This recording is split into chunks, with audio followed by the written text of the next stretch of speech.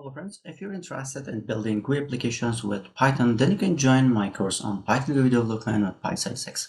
Qt for Python. Now, I want to give this course for free for some students, okay?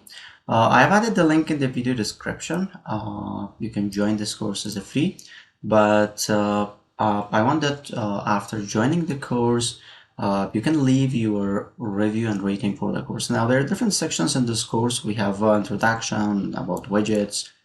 We have a complete sections on signal and slots, advanced widget concept, CSS styling, menu bar and menu item, drawing and graphics, database handling, multimedia, chart module, animation, Qt web engine, network programming, multi-threading, Qt PDF module, building game in PySide, Qt Quick, Qt Quick Control in PySide, Qt Quick Animation, packaging and making installer for PySide application. We want to create an executable file, and then also working with OpenGen and also PySide.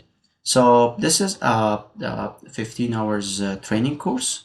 You can just join this course for free. I want to give this for some students. The link is in the video description. Also, don't forget to leave a rating and review for the course.